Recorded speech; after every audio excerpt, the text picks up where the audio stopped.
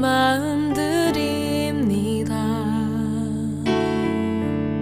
지금 이 시간 충만하게 임하옵소서.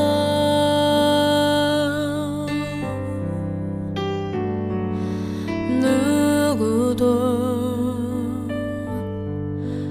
거부할 수 없는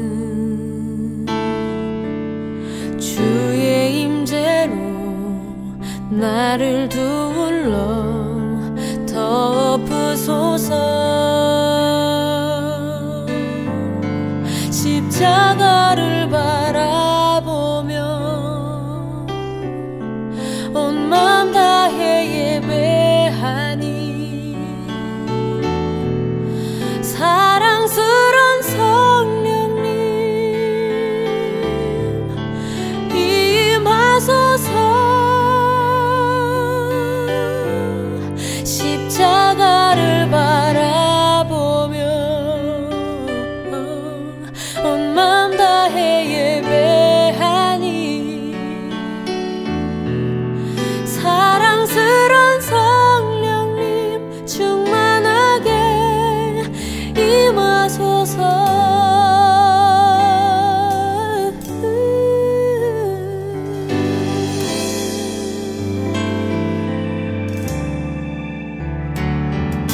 성령님 내 마음 드립니다. 지금 이 시간 충만하게 임하옵소서.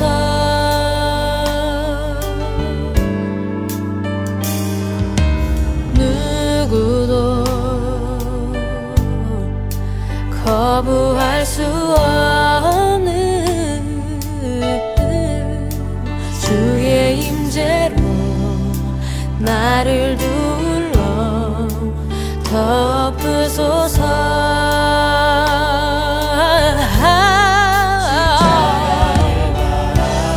십자가를 바라보며 온 맘 다해 예배하니 성령님 임하소서.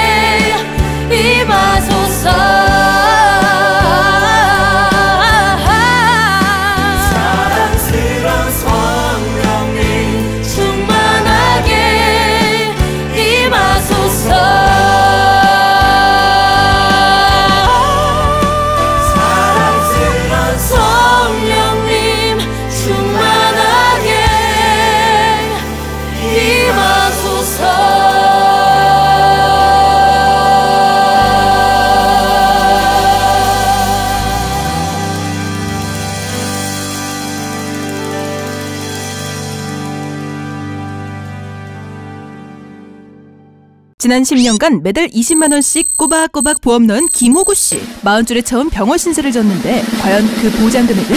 꼴랑 100만 원이요. 왜 이렇게 실망스러운 겁니까? 제가 뭘 잘못한 겁니까? 보험 손해보지 마세요. 최고의 전문가들이 본인에게 가장 적합한 보험으로 맞춤형 리모델링 해드립니다. 지금 바로 마이보험 체크하세요. 검색창에 마이보험 체크. 안녕하세요. 기동연구 느헤미야의 고상환입니다. 양희삼TV 시청자 여러분 그동안 안녕하셨습니까? 저희들이 월요일에 4명이 방송을 하다가 양희삼 목사님이 유럽에 여행을 가시는 바람에 저희가 녹화 방송을 하고 있는데요. 제가 두 번째 시간으로 교회개혁 이렇게 하면 망한다라는 제목으로 오늘은 좀 도발적인 주제를 가지고 여러분과 같이 얘기하고 싶습니다. 한국교회가 1990년도 그리고 2000년도 그러니까 20세기 말 21세기 초에 굉장한 소용돌이를 많이 겪습니다.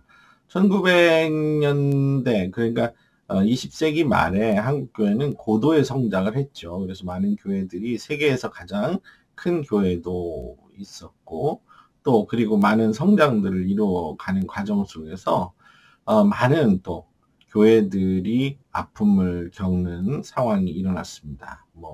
많은 비리들이 일어나고 목회자의 전행이나 재정비리 또 성문제 이런 문제들이 하면서 한국교회가 굉장히 어려운 가운데 있었습니다. 오늘은 그 과정에 있었던 저의 개인적인 이야기와 전체적인 그 교회개혁에 대한 얘기를 같이 해보고 싶어서 여러분들에게 이 방송을 녹화하게 됐습니다. 저는 개인적으로 이제 그 20세기 말, 그러니까 1990년도 그리고 2000년도를 가면서 그냥 평범하게 교회 생활을 하는 그리스도인으로 살았습니다. 물론 대학 때까지 열정적인 선교단체들도 생각하고 나름대로 있었지만 결혼을 하고 그러면서 그냥 일반적인 교회 생활을 하게 됐고요. 그러던 중에 2000년도에 저희 교회에 분란이 좀 일어나게 됐습니다. 아주 어려운 문제였죠. 그때 당시에 우리 담임 목사님이 약간의 스캔들이 생기면서 그 스캔들을 수습하는 과정에서 교회가 굉장한 어려움을 겪게 됐습니다. 그 과정 속에서 우리들이 이제 처음에는 그 목사님이 그냥 이 문제에 책임지고 물러나라라는 서명운동으로 시작을 하게 됐고요. 그 서명운동을 했는데 많은 교인들이 동의를 했습니다. 그래서 한 80~90%가 목사님이 떠났으면 좋겠다라는 그런 것들을 했었는데 이상하게 그게 생각보다 안 되더라고요. 이 교회 문제가 생길 때 가장 어려운 점은 목회자들의 권한이 굉장히 세다 보니까 그거를 함부로 어떻게 할 수 없다라는 그런 상황이 벌어지게 되겠고요. 또 중요한 거는 장로님들이 구성된 당회가 반으로 쪼개졌습니다. 교인들은 한 80~90%가 반대했는데 당회는 반반이 되다 보니까 굉장히 어려웠죠. 거기에 노예나 총회를 등에 업고 일들을 하다 보니까 굉장히 어려웠습니다. 한 2년 이상을 어렵게 매주마다 싸워가면서 그 일들을 해서 간간히 결국은 극적인 그 타협에 의해서 목사가 떠나는 그런 과정을 겪었습니다. 그 과정에서 이제 저희가 2000년도 뉴스엔조이가 21세기 초에 뉴스엔조이라는 기독교 인터넷 매체가 탄생이 됐죠. 교회 개혁을 주로 다루게 되고 개교의 어려움들을 많이 하는 뉴스엔조이가 탄생을 했습니다. 그리고 또 하나는 2002년도 초에 교회개혁 실천연대라는 NGO 단체가 창립하게 된 거죠. 저도 이제 그 과정 속에서 많은 이제 생각을 하게 됐죠. 이 문제가 우리 교회만의 문제가 아니라 한국교회 전체적인 문제다. 이 문제가 우리 교회에서 발생했지만 결국은 전체 한국교회가 이런 몸살을 앓고 앞으로 그럴 거다 했는데 그때 당시 엄청난 교회들이 그런 진짜 문제들이 있었습니다. 목회자의 전행, 그리고 목회자의 비리, 그리고 부정, 그리고 그 안에서의 여러 가지 윤리적인 문제, 그리고 세습, 뭐 여러 가지 문제로 한국 교회들이 분열되기 시작했고요. 그로 인한 그 교인들의 상처가 엄청나게 일어났습니다. 그 과정 속에 저는 이제 그때 김동호 목사님의 생사를 건 교회개혁이라는 그 책을 많이 보게 됐고요. 또 그 뒤에도 여러 가지 그 교회개혁에 대한 문제들을 심각하게 생각하고 그것들을 생각하게 됐습니다. 이제 그러면서 저희가 이제 2000년도, 제가 기억하기는 2003, 4년도에 교회 문제가 어느 정도 수습이 되고 새로운 목사가 청빙되는 과정까지 그 분란이 했고요. 그 분란은 또 2차 파동, 2010년도 2차 파동으로 이어졌습니다. 2차 파동이 겪고 나서 저는 이제 그 교회를 떠나게 되었는데요. 그 과정 속에서 제가 느낀 점 몇 가지 먼저 말씀드리겠습니다. 첫 번째는 몰입, 그 싸움의 몰입 그 자체가 선한 의도로 시작하지만 싸우는 과정에서 괴물이 된 느낌이었습니다. 처음에는 이것들이 이제 조용하게 하다 보니까, 그런데 극단적 대립이 되면서 성도들 간에 굉장한 충돌이 있게 됐고요. 몸싸움도 있었습니다. 뭐 욕을 하거나 삿대질 하거나 이런 것들은 뭐 대반수였고요. 그런데 결국은 나중에 이제 강단에서 주일날 목사를 끌어내는 그런 과정도 있었습니다. 그러면서 제가 그때 폭력행위 등 처벌에 관한 법률 위반 혐의로 재판도 받았습니다. 그래서 이것을 보면서 내가 의도치는 않았지만 그 과정 속에서 굉장한 제 자신이 이제는 싸움꾼이 되었구나, 이런 생각을 많이 했습니다. 그런데 그 과정 속에 내가 얻은 건 뭐였을까 생각해보면 굉장히 내 자신의 내면이 피폐하고 그런 의로운 싸움을 한다라는 것하고 하나님이 함께 하신다 뭐 이런 것 내세웠지만 제 자신의 허물어지는 것들을 많이 느꼈다는 거죠. 이 의로운 싸움이 오래 길다 가보면 생각보다 내적인 그 피폐가 많이 이루어진다, 이렇게 생각합니다. 두 번째는 교회는 개혁보다는 다시 안정적인 보수를 지향하게 된다는 겁니다. 교회가 그런 사태가 끝나고 대부분의 교회들은요, 다시 안정감을 찾지요. 근데 그 안정감을 찾고 난 다음에는 교회는 다시 기존의 모습으로 회귀한다는 것입니다. 그때 과정에서 많은 이제 교회 개혁에 대한 필요성을 느끼고 이랬던 분들도요, 조금 지나면, 교회는 그냥 평안하게 다녔으면 좋겠다. 더 이상 그냥 혼란이 없었으면 좋겠다.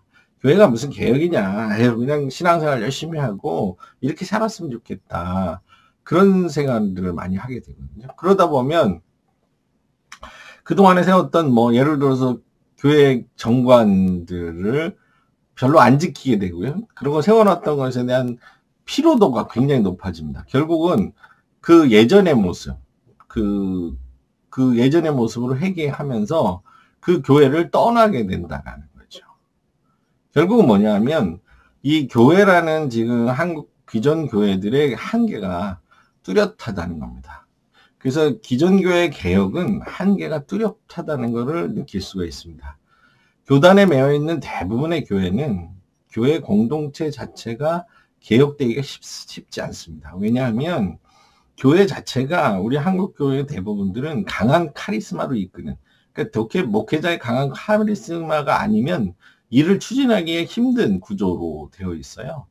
그리고 그 일을 치도하는 주요의 그 핵심 멤버들이 당회원들입니다. 그러니까 장로교로는 당회원들인데요. 이 사람들이, 장로들이 힘을 발휘하는 이상 개혁을 계속하기 쉽지 않습니다. 소수의 권력을 가진 사람들이 나타나면 그 권력을 지키기 위한 노력이 하고요. 이 개혁적인 모습들을 점점 더 잃어갈 수 있습니다. 새로운 목사가 청빙된 후에도 그러한 모습 많이 나왔거든요. 그러니까 저희 교회가 이제 정관을 만들고 제가 그렇게 하면서 느꼈던 거는, 이제는 그 정관이 필요하니까 자꾸 이제 위반을 하게 된다. 그 위반을 하게 되면서 자꾸 무력화시키는 그런 것들을 많이 보게 됩니다. 그리고 제가 이제 2010년도에 교회를 떠나고 나서도 한두 번 이제 목사가 바뀌면서 교회가 굉장히 어렵고 힘든 과정을 해서 많이 이제 성도들도 떠나고 축소되는 것을 볼 수 있습니다. 물론 지금은 조금 어느 정도 안정감이 있긴 하지만 지금의 그러한 모습이 예전에 비한 20년 이상이 지난 지금도 크게 다르지 않다. 그때 크게 다르지 않은 모습들을 저희가 보게 됩니다. 그 과정에서 제가 느꼈던 여러 가지 지금 말씀을 드렸는데요. 그러면 오늘의 본격적인 얘기를 좀 해보고 싶습니다. 교회개혁에, 그러니까 이 개혁된 교회에서 걸림돌들이 있을 텐데요. 이렇게 하면 안 된다는 것을 좀 말씀드리고 싶습니다. 특히 교회개혁에 대해서 관심이 많은 우리 시청자분들, 또 그 교회를 떠나신 분들은 그런 생각들을 죄송합니다. 많이 느끼겠지만 결국 뭐냐면 우리가 이 과정 속에서 교회를 개혁한다고 하면서 놓치는 부분들이 꽤 많다는 것을 볼 수가 있습니다. 일단은 교회개혁을 계속적으로 하기에 굉장히 되기 위해 어려운 점 첫 번째는 목사와 성도 간의 이분법적인 대립 구조를 가지면 안 됩니다. 아까 말씀드렸지만 목사하고 성도는 사실은 태생적으로 약간 대립 구조를 가질 수밖에 없는 면들이 분명히 있습니다. 근데 성경에서나 여러 가지 역사적으로 보면 교회 공동체는 하나입니다. 교회 공동체가 하나라는 얘기는 목사와 성도가 똑같다는 얘기죠. 그리고 루터의 만인 제사장설, 만인 사제설에 의하면 목사와 성도가 같다라. 하나님 앞에서 만인이 사제와 같다라는 그런 얘기를 하는 거죠. 하나님의 왕같은 제사장이요. 그런 말씀처럼 선택된 백성들이 그 맡은 직임에 따라서 목사와 성도, 장로 이렇게 구분되는 것에도 불구하고 목사는 목사대로, 장로는 장로대로, 권사는 권세대로, 집사는 집세대로 그 권리를 주장하기 시작합니다. 근데 이제 대표적으로 우리가 이분법적인 되는 것은 목사와 성도 간의 갈등이 있죠. 이런데 아주 단순한 이런 원칙을 지키지 못해서 갈등이 많이 생깁니다. 특히 한국교회 90% 이상의 문제는 목사로 인한 문제임은 분명합니다. 그러니까 되게 문제가 생기면 이겁니다. 우리 교회개혁 실천연대의 이런 자료를 보면 목회자의 전행, 그러니까 막 권력을 이용한 그런 막 마음대로 하고자 하는 마음, 그 다음 재정적인 비리, 또 한 가지 목회자의 성비위, 그러니까 아시죠? 그런 거, 그리고 그 외에 비윤리적인 모습 때문에 대부분 문제가 생깁니다. 그러는 원인 중에 하나는 목사를 신처럼 떠받드는 사람들이 생겨나고 그 병폐로 결국 목사가 그런 유혹에서 탈피하지 못한다는 거죠. 그 탈피하지 못하는 것이 결국은 우리들은 죄인이기 때문에 그것을 유혹에서 탈피하지 못하고 해서 이제 죄를 짓게 되는 겁니다. 근데 반대로 그때의 그런 역작용일지 모르지만 개혁교회들이 대부분 그러다 보니까 목사의 권한을 굉장히 축소합니다. 그 의미를 축소합니다. 그래서 목사는 설교하고 신방하고 이것만 하세요. 이런 식의 그 권한만 너무 축소하다 보니까 목회를 자유스럽게 하지 못하는 상황도 발생합니다. 그런 경우가 많이 있죠. 예를 들어서 물론 목사들이 좀 편할 수도 있지만 어떤 부분에 있어서는 교회 운영에 전혀 그러니까 관여를 못하는 경우까지 생겨났는데요. 그 성도의 한 사람으로서 참여할 부분에 대한 부분들, 그리고 목사가 어느 부분에서는 목회적 차원에서 권면하고 지도해야 될 부분까지 빼앗는 경우들이 간혹 생깁니다. 근데 결국은 뭐냐면 교회 목사와 성도 간에는 적절한 균형과 조화가 필요합니다. 그러니까 어떠한 것을 그리스도의 사랑으로 이 한국교회 공동체의 일원으로서 서로가 존중하고 사랑해야 됩니다. 그래서 그거를 적대적 관계보다는 서로 사랑하고 존중하고 같이 가는 동반자, 동역자의 구조로 가야 됩니다. 그러니까 서로 무슨 미래의 범죄자처럼 대하시면 안 될 것 같고요. 그런 모습이 보여지는 것보다는 우리 교회 공동체 한 사람 한 사람들이 서로 존중하는 것이 필요할 것 같습니다. 물론 이제 대부분의 교회들은 너무 아직도 예전과 같은 모습이 있어서 아쉬운 거는 사실입니다. 두 번째, 제가 뭐 법을 전공하긴 했지만 좀 가끔 이런 말 할 때 굉장히 내가 왜 이럴까 이런 생각을 합니다. 두 번째는 법치주의를 멀리하는 겁니다. 그러니까 제가 이제 그 교회개혁 실천연대에서 정관각기 운동을 벌이고 그 일들을 많이 연구하고 이런 일들을 했습니다. 교회 정관을 갖는 그 운동, 그리고 그 당시에는 정관을 가진 교회들이 거의 없었기 때문에 모범 정관을 만들거나 그걸 보급하는 운동을 굉장히 2000년대 초에 많이 했습니다. 그렇게 오래 하면서 이제 지금은 뭐 거의 모든 교회들이 그러한 그 정관을 많이 보급되고 나름대로 하고 있습니다. 그리고 교단 헌법과 별개의 정관을 가지고 부딪히기도 하고 그것을 하기도 하죠. 굉장히 좋은 방식인 건 분명합니다. 왜냐하면 이 정관이라는 것이 최소한의 방책입니다. 왜냐하면 이 공동체를 유지하기 위한 하나의 규칙, 규범으로서의 기능을 하는 것은 중요합니다. 그런데 역반응적입니다. 아까하고 비슷한데요. 이걸 모든 것의 그 절대적인 것으로 생각하면 안 된다는 거죠. 그래서 정관 갖는 것이 모든 선인 것처럼, 최선의 선인 것처럼 얘기하는 것은 저는 옳지 않다고 봅니다. 결국은 그거는 뭐냐면 요즘 저희가 윤석열을 많이 비판하는데요. 윤석열 정부가 왜 비판을 받습니까? 법이 있음에도 불구하고 법의 허점을 이용해서 시행령을 만들어내고 그 허점을 타고 검찰들이나 그 정부가 의회를 무력화하는 시도들을 많이 보는 것 똑같습니다. 결국은 뭐냐면 법을 이용하거나 법을 무력화하는 법꾸라지들 때문에 문제가 생기는 거죠. 결국은 뭐냐면 교회의 법과 규정은 교인들의 합의 하에서 최소한의 규정을 하는 것인데요. 근데 이것이 또 참 뭐냐면 어떻게 보면 그 교회 공동체의 자정 능력이 있다면, 그리고 그것에 대한 훈련이 돼 있다면 사실 정관이 없어도 성경의 원칙만으로도 해결이 가능합니다. 제가 아는 교회에서도 그렇게 자기 자치적인 어떤 암묵적인 교회의 그 흐르는 정서랄까요? 또 하나의 우리 합의에 의해서 그렇게 유지하는 것도 잘 해나가고 있는 건 분명합니다. 결국 이를 악용하는 사람들, 교회의 모든 그런 법구조나 이런 걸 악용하는 사람들을 막기 위해서 규칙을 세웠는데, 이 규칙이 결국은 그 교회를 망칠 수도 있다는 생각을 합니다. 그래서 저는 그 정관을 만들거나 규칙을 만들 때 각 교회 상황에 맞는 최소한의 원칙을 정해야 된다, 이렇게 생각합니다. 교회에서 우리가 꼭 했으면 하는 일을 서로 합의하고 논의하면서 그것을 만들어내야 되는 거죠.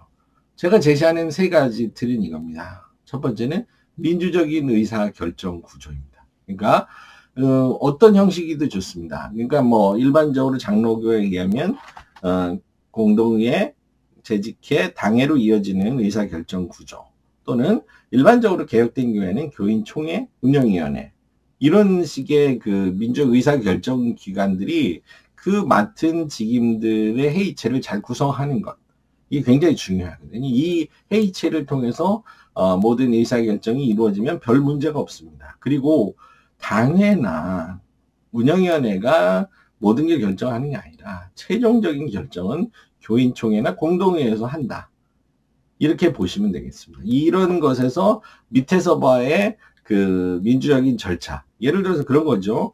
우리가 얘기하면 국민들이 국민 주권을 통해서 의회의 권한을 의회에게 권한을 의임하고, 또 의회는 그 안에서 행정부를 꾸리는 걸 견제하고, 이런 것처럼 그 의사결정이라는 게 굉장히 중요합니다. 그래서 중요한 일을 결정할 때 소수가 결정하는 것이 아니라 민주적 절차에 의해서 다수들이 그 의사결정에 참여하도록 하는 게 굉장히 중요하죠.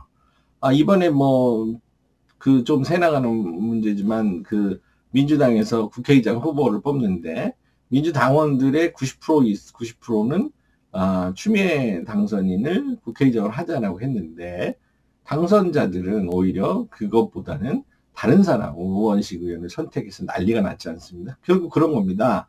내 교인 그 당원들이나 국민들의 의사와는 무력하게 자신들이 하면 그 부분에 대해서 비판을 받는 건 똑같습니다. 교인총회나 교인들이 이런 데서 얘기했는데 재직회나 당회, 운영위원회에서 다른 결정을 한다면 어떻게 되겠습니까? 결국은 그 교회가 분란에 휩싸리거나 그런 어지러움에 빠지게 되는 거죠. 두 번째는 목사 장로의 임기제입니다. 저는 왜냐하면 한국교회의 대다수의 문제의 주범인 목사, 그런 장로들을 어떻게 하면 선순환시킬 수 있냐 하면 결국은 그 대통령도 임기제를 하지 않습니까? 대통령도 5년마다 임기를 만나고 새로운 대통령을 뽑지요. 이 과정 속에서 국민들의 의사가 반영되듯이 교회도 마찬가지입니다. 목사 장로가 어떤 형식이든 좋지만 중간 신임 평가를 받는 게 중요하고요. 또는 단임제로 하면 새로운 사람을 뽑는 이 과정 속에 굉장히 중요한 그것이 숨어 있습니다. 또 하나 굉장히 중요한데요. 투명한 재정 운영을 하는 겁니다. 여러분들 교회에서 뭐 대부분들 잘 하시겠지만 교회의 그 회계, 그러니까 결산이나 예산을 충실하게 보고하는 교회들이 그렇게 많지 않습니다. 예를 들어서 연 예산을 공개하고 월 또는 분기별로 교인들에게 이것을 공개하는 그런 것이 굉장히 중요합니다. 왜냐하면 교회의 비리의 대부분들은 돈의 문제에서 나오는 건 분명하지 않습니까? 예를 들어서 목사가 왜 돈이 없으면 사실은 비리를 저지를 게 별로 없어요. 그런데 돈이 많아지면 돈을 어떻게 쓸까 궁리하다가 하는 경우가 많고요. 그리고 무엇보다 중요한 교회 예산의 집행이 투명하고 또 균형 있게 해야 됩니다. 예를 들어서 교회를 유지하는 데 쓰는 비용과 선교하거나 교육하거나 또는 뭐 구제하거나 이런 비용 쓰이는 것이 적절한 그 배분이 이루어져야 되고 그 교회의 사명을 담을 수 있는 것은 재정으로부터 나오기 때문에 그 부분을 투명하게 공개하고 알려주면 교인들이 참여하는데 헌금에 참여하는 비율이나 그 보람이 있을 겁니다.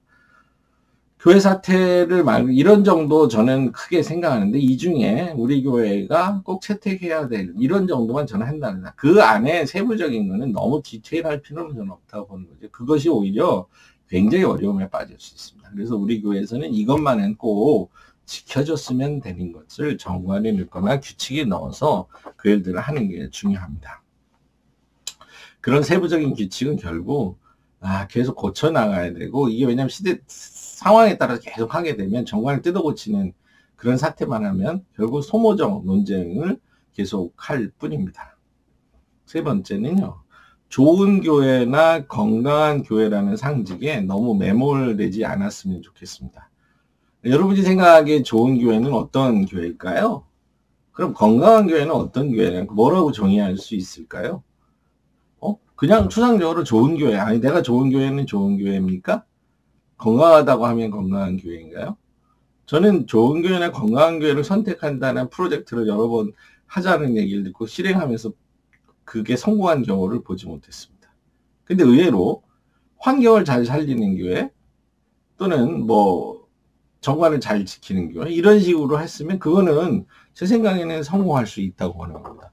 제가 가끔 보면 그 교회 환경연합 제가 기억이 잘 안 나는데 기독교 환경운동연합인가요?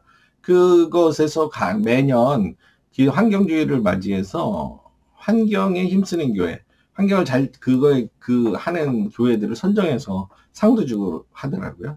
또 기윤실에서는 보면 뭐 건강한 교회, 윤리적으로 실천하는 교회 이런 것들을 이렇게 시상하는 걸 보는데 저는 그런 건 중요하다고 봅니다. 왜냐하면 그렇게 특정적인 분야에 대한 교회들을 이렇게 선정하는 거는 굉장히 중요한데요. 결국 좋은 교회를 찾습니다. 건강한 교회라는 것도 사실은 뭐가 건강한지 하여튼 그런 거는 제가 보기에는 정의는 별로 의미가 없다고 봅니다. 내가 멤버로서 같이 할 교회, 내가 그 교인으로서 같이 할 교회, 그리고 그 교회의 가치가 어떤 것인지 중요한 그거를 찾는 게 중요하다고 생각합니다. 예를 들어서 이런 거죠. 우리 교회는 공동체적인 교회다. 그래서 공동체성을 강화하고 이런 교회다. 또 하나는 디아코니아, 봉사적 교회다. 우리 교회 구제와 섬김의 영역에서 굉장히 잘하는 교회다. 세 번째, 우리 교회는 선교적 교회다. 우리가 선교에 무지하게 힘쓰고 해외 선교나 사회 선교나 뭐 북한 선교나 이런 식의 특색 있는 걸 하는 것이 좋다. 이런 것들을 선정하는 것이 훨씬 더 좋은 방법 아니겠냐 이렇게 생각합니다. 제가 오늘 그 여러 가지 책들을 선정하는 중에 그 느헤미야에서 나온 책 중인데요. 우리 김영환 교수님이 쓰신 교회는 어떤 공동체인가라는 이 책이 나와 있습니다. 이 책 한번 보시면 교회의 기본적인 어떤 교회를 지향하고 하는 것이 있는데 이거 한번 읽어보시면 이 김영환 교수님이 독특한 서울에서 남가중의 공동체적 교회를 지향하는데요. 이 공동체에 대한 얘기를 한번 제가 이렇게 볼 수 있는 좋은 계기라고 생각합니다. 여러분 한번 읽어보시면 좋겠습니다. 그리고 이제 저희가 잘하는 얘기 중에 작은 교회는 아름답다, 건강하다 이런 얘기를 많이 하죠. 물론 작은 교회가 대부분 아름답거나 건강할 수 있습니다. 그런데 이걸 절대선이라고 생각하면 아니라고 생각합니다. 작은 교회가 건강하지 않을 수도 있고 아름답지 않을 수도 있습니다. 힘들 수도 있습니다. 근데 이거를 절대적인 악으로 해서 작아야 된다. 그런 모습은 저는 별로 바람직스럽지 않다고 생각합니다. 그렇다고 해서 큰 교회가 아름답다 이런 얘기는 아니고요. 큰 교회도 아름다울 수도 있습니다. 왜냐하면 그 나름대로의 역할을 다하면 큰 교회는 아름답고 건강할 수도 있습니다. 그러니까 어떤 것을 경계를 정해놓고 터부시하는 말, 또 그것을 절대시하는 것은 저는 좋지 않다고 봅니다. 교회는 예수님의 복음을 전파하고 교인들이 살아내는 공동체입니다. 그런 공동체들이 많이 있습니다. 건강하고. 제가 요즘 그 아나베프티스 신학에 대해서 좀 공부를 하고 있는데 이분들은 제자도 공동체 이런 부분에 대해서 굉장히 관심을 갖고 예전부터 500년 동안 그들이 그런 행동을 하고 있습니다. 이런 것들을 살아내는 교회, 이런 교회들이 저는 아름답고 좋고 건강한 교회라고 생각합니다. 그런 교회들에게 그런 상징성보다는 적극적으로 살아나는 그런 모습을 보였으면 좋겠습니다. 네 번째네 벌써 더 있을 것 같지만 일단은 청빙에 대한 얘기를 가끔 하게 되는데요. 좋은 목사를 구하지 말라. 사실인데 좋은 목사라는 게 어떤 겁니까? 아까 교회가 좋다라는 말하고 비슷한데요. 좋은 목사의 상은 다 다를 수 있습니다. 최근 여러 교회에서 청빙 과정 하는 걸 제가 지켜보고 오랜 동안 이렇게 보는데요. 다 좋은 목사를 구하고 싶어 합니다. 그 좋은 목사라는 게 뭘까요? 성도들은 대부분 좋은 목사라 하면 한 80, 90%는 설교에 방점을 두고 있는 것 같습니다. 최근 제가 다니는 교회에서도 목사 청빙에 대한 위원회를 구성하고 설문조사를 하니까 80% 이상이 설교를 잘하는 사람을 뽑더라고요. 이것이 미치는 영향이 지대한 건 분명합니다. 근데 설교를 잘한다는 게 뭘까요? 여러분들 생각에 설교를 잘한다는 건 뭘까? 한번 생각해 보십시오.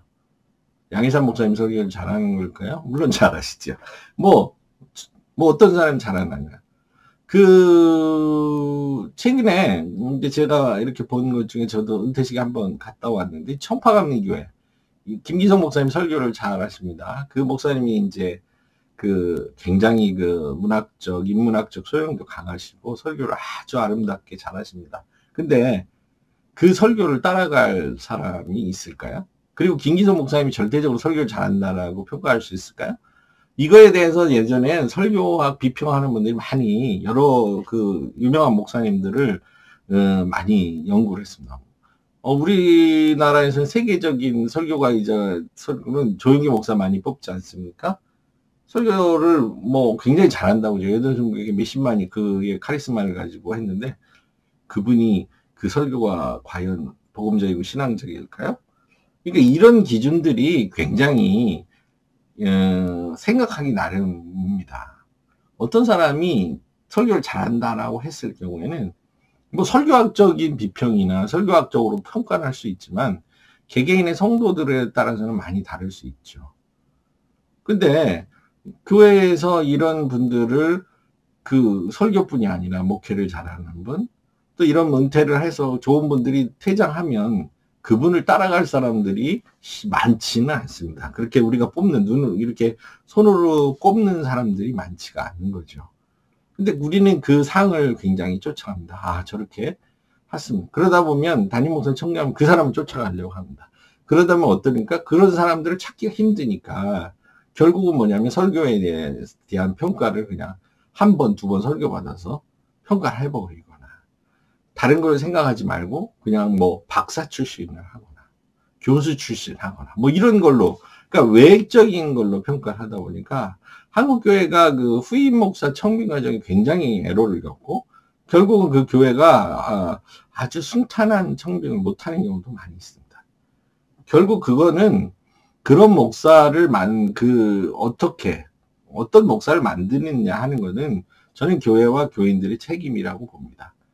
조금 부족할 수도 있습니다. 저는 보통 요즘은 40대 중반에서 50대 초반에서 보통 그 담임 목사님들을 많이 첨배합니다. 물론 개척교회는 다르지만 그런 그런 분들이 이제 경험이 짧게는 한 5년에서 10년 정도 목회했던 분들이 어떻게 수십 년을 목회한 분들하고 같을 수 있을까요? 그건 불가능한 얘기죠. 김기성 목사님 같은 분들도 처음부터 그랬을까요? 설교를 아주 잘하고 그랬을까요? 그거는 다 제가 보기에는 교인들과 교회가 만든다고 생각합니다. 왜냐하면 그런 분들을 따르고 인정하고 그리고 격려해주고 이런 가운데 그런 분들이 더욱 열심히 목회하고 설교 준비하고 가르침으로 인해서 그분들이 그렇게 성장한다고 저는 봅니다. 그거는 교회라는 그릇이 어떤 역할을 하느냐에 따라서 그 목회자상을 만들어낸다 이렇게 생각합니다. 그러니까 결국은 뭐냐면 이런 가운데 좋은 목사를 구한다는 의미로 결국 큰 교회는요, 작은 교회나 또는 다른 데서 목사를 스카우트합니다. 그러니까 자기보다 조금 작은 교회 이런 데서 스카우트를 해서 데려가는 그런 기현상도 일어나게 되고요. 뭐 신학교 교수님들 중에서도 많이 이렇게 끌어가게 됩니다. 또 뭐 여차하면 잘한다고 하면 사실 다른 교단에서도 끌어가는 경우들도 있고요. 그러니까 결국은 저는 좋은 목사라는 거는 결국은 교회마다 다르겠지만 설교를 잘하는 목사도 있지만 잘 섬기는 목사, 또 성도들을 잘 목양하는 목사, 잘 가르치는 목사, 기도를 열심히 하는 목사, 여러 가지가 있겠죠. 그걸 두루두루 갖춘 분들은 굉장히 소수일 겁니다. 그 소수들을 기대하지 마시고 우리 교회는 이런 부분이 오셨으면 좋겠다. 또는 어떻게 보면 타산지석이죠. 먼저 목사님은 이런 부분이 부족했지만 우리 모시는 이 목사님은 이렇게 했으면 좋겠다라고 하는 게 있겠죠. 그거를 잘 했으면 좋겠습니다. 한국교회 개혁에는 이런 것들이 굉장히 필요하다고 생각합니다. 다섯 번째는요. 제가 요즘 이제 아까 말씀드린 그런 평화신학과 관련 아나벤티스트 신학을 하다 보니까 교회 갈등이 생기면 그것을 해결하려고 하지 말고 갈등 전환 부분을 좀 생각해라. 굉장히 어려운 말이죠. 요즘 보는데 제가 요즘 다시 알게 게 갈등 전환이라는 겁니다. 이 갈등 전환에서 얘기하는 거는 갈등은 언젠가 생기는 것이고 이를 해결하려고 하다 보면 더 커지는 일이 발생한다는 해결을 하려고 하다 보면. 근데 갈등을 전환시키는 일, 갈등을 긍정적으로 보고 공동체적으로 갈등을 전화해서 시너지 역할을 이뤄가는 것이 굉장히 필요하다. 이런 얘기를 합니다. 제가 이 대장간 출판사에 나온 갈등 전환이라는 책을 엊그저께 읽었는데 굉장히 도움이 됩니다. 이 갈등을 어떻게 공동체적으로, 미국의 유명한 메노나이트 교수님인데 존 폴 레더락이라는 신학자가 쓴 겁니다.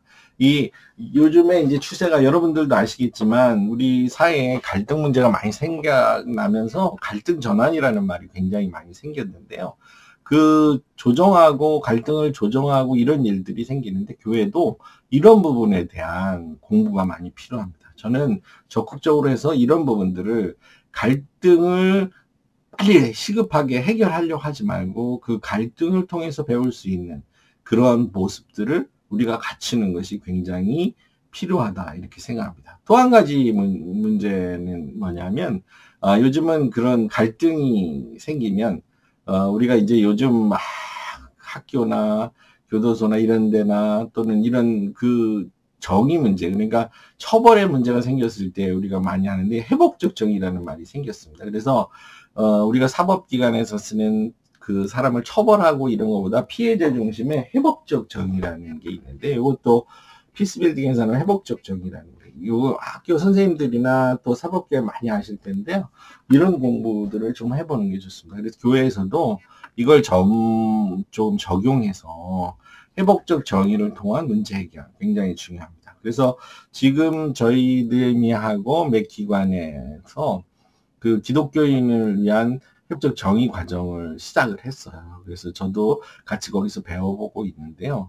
그러니까 우리가 생각하는 그동안의 패러다임이 아닌 새로운 패러다임으로 문제를 해결하고 그 갈등을 이런 노력, 갈등을 어떻게 잘 할 수 있는 이런 노력들이 많이 생깁니다. 그러니까 교회 문제가 생기고 교회에서 이런 것들이 생길 때마다 이걸 긍정적으로 해결할 수 있는, 긍정적으로 이것을 전환할 수 있는 것들이 우리에게 필요하다는 겁니다. 그래서 이거는 굉장히 권하고 싶은데요. 갈등을 해결하려고 하면 굉장히 어렵습니다. 최근에 저도 그런 갈등 상황 속에서 좀 느꼈던 거는 너무 내가 법치주의적. 그러니까 이렇게 꽉 해서 우리가 뭐 어떤 문제가 생기지 않습니까? 뭐 직장에서나 뭐 교회에서나 생기면 그 당사자 처벌하고 그 사람을 그 학교에서도 학폭위를 열어서 하는 이런 것들, 그래서 그 사람을 어떻게 하면 가해자를 처벌할까에 염려하지만 요즘은 피해자 중심의 패러다임입니다. 그래서 피해자를 어떻게 보호하고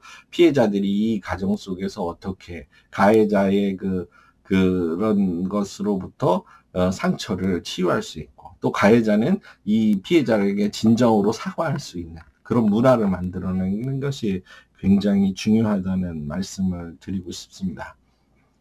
생각하다 보니까 좀 빠른 속도로 진행이 됐는데요. 한국교회가 이 외에도 여러 가지 그 문제들이 많이 발생을 하고 있는 사실입니다.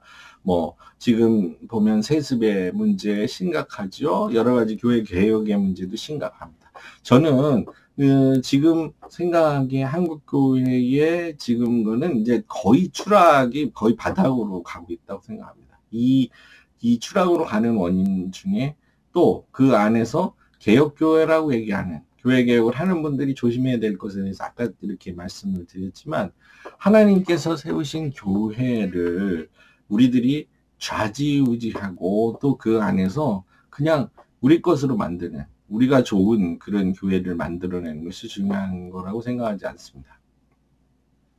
이제 정리하면서 하는 말씀은 뭐냐면 영원한 지역 교회는 없습니다. 뭐냐면 우리 예를 들어서 땡땡 교회, 우리 땡땡 교회는 뭐 우리나라 한국 교회 많이 해봤자 얼마나 되겠습니까? 카톨릭 교회 뭐 성 베드로 성당이 있고 그러지만 그 성도들이 계속 있는 것도 아니고 그것이 뭐 어느 정도 지속돼요. 100년을 넘기기가 쉽지 않을 정도. 교회는 그 구성원들도 바뀌고 교회가 망하기도 하고 합니다. 그건 당연한 일이죠. 그러나 우주적 교회, 하나님께서 생각하는 이 전체적인 교회는 영원하다는 것입니다. 그래서 지역교회는 무너질 수 있고 어렵지만 하나님의 교회는 영원하다. 그럼 우리 하나님의 교회의 연장선 속에서 교회는 계속될 것인데 주님께서 다시 오시는 그 날까지 교회는 계속될 것인데 이 교회에서 어떻게 하면 하나님 나라를 이루어 나가고 하나님의 복음이 전파되고 일들을 할 수 있는지를 굉장히 우리가 느껴야 될 거라고 생각합니다.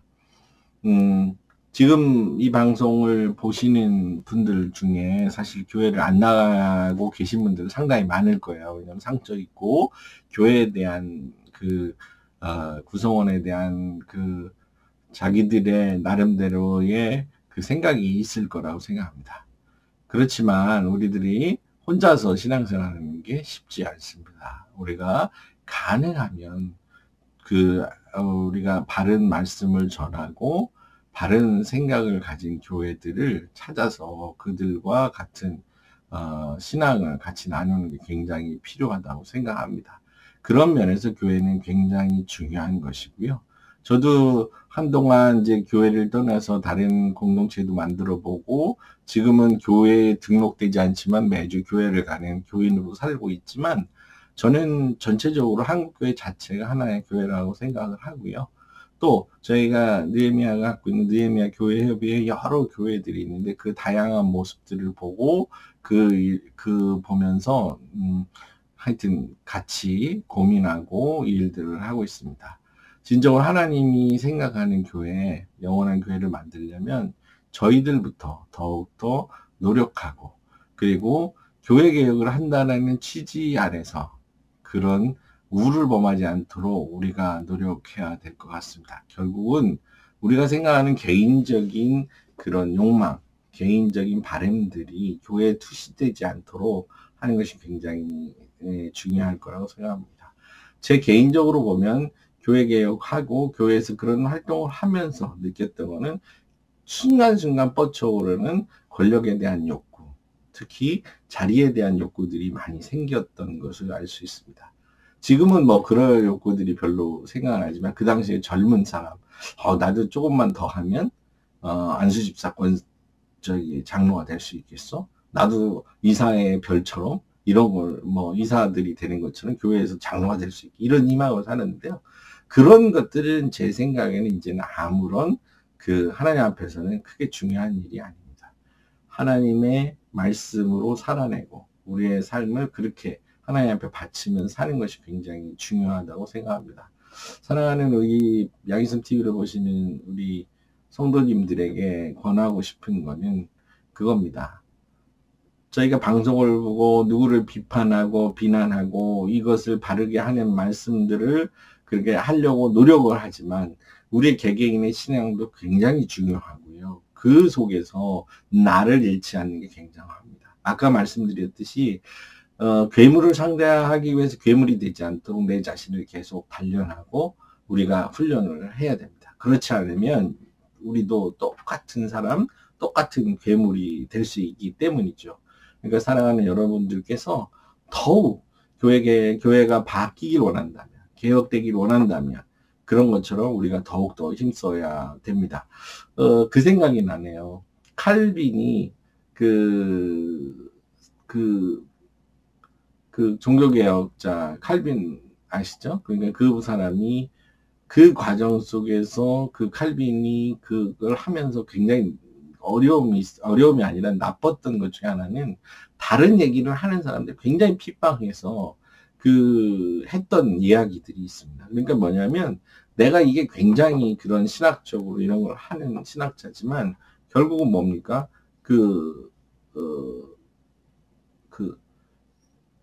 내가 선이다. 내가 절대적이다. 이런 욕심에 빠져서 결국 다른 사람들의 입을 막고 입틀막을 하는 거죠. 이렇게 함으로 인해서 결국은 그 사람조차도 굉장히 비판받고 비난됐죠. 그 사람들이 많이 있습니다. 이 종교개혁 시대 당시에도 거기에 핍박받았던 사람들이 있거든요. 절대적인 그러한 카톨릭의 권위에서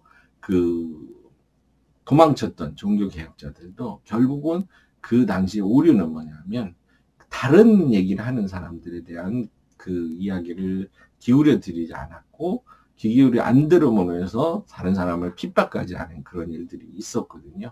결국 그런 겁니다. 개혁을 하는 사람들이 끊임없이 자기 노력과 다른 사람들과의 그 이야기를 듣지 않는다면 똑같은 상황이 벌써진다는 거죠. 결국은 자기가 그렇게 변할 수 있습니다. 그러려면 끊임없이 우리 자신을 단련시키고 그리고 말씀과 기도와 그리고 책을 보면서 여러 가지 하면서 저의 자신을 많이 단련해야 된다 이런 생각합니다. 제가 요즘 공부를 하면서 느꼈던 것도 끊임없이 우리가 공부하고 배우고 익히면서 우리 자신을 겸손하게 그러니까 모든 것이 아니다라는 그러니까 너는 옳고 나는 옳고 너는 그러다 이런 생각보다 그것이 왜 가지는지 그래서 모두를 포용하고 관여하고 겸손하게 할 수 있는 그런 길이 되어야 된다고 합니다. 특히 교육의 개혁을 부르짖는 우리들은 그런 면에서 더욱더 힘써야 될 거라고 생각합니다. 늦은 밤이 되었을 것 같은데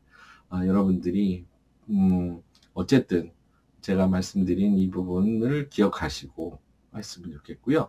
다음번에는 우리 양 목사님 들어오시는 대로 저희들이 다시 합체가 돼서 우리 같이 웃기도 하고 심각하게도 하고 하면서 배웠으면 좋겠습니다. 이상입니다. 감사합니다. 이상으로 마치겠습니다.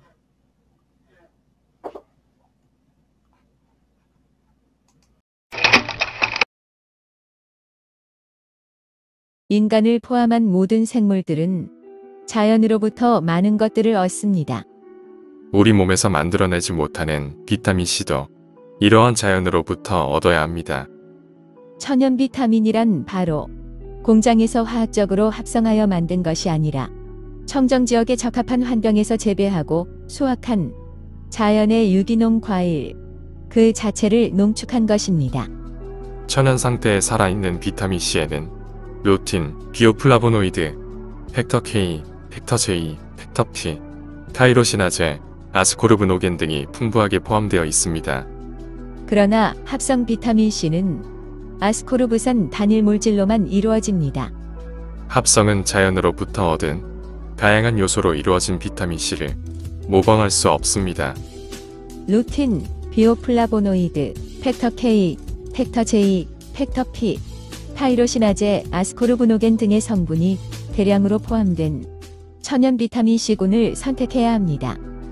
특히 요즘 같은 상황에서 예방과 면역력 증진에 필요한 올바른 천연 비타민C를 선택하세요. 캐나다에서 생산하는 인기 상품 천연 비타민 마오에 관한 문의는 웹사이트 superelleotin.com, 전화 1522-6801이나 페이스북 자연건강대학 또는 카카오톡에서 엘레오틴을 검색하시면 됩니다.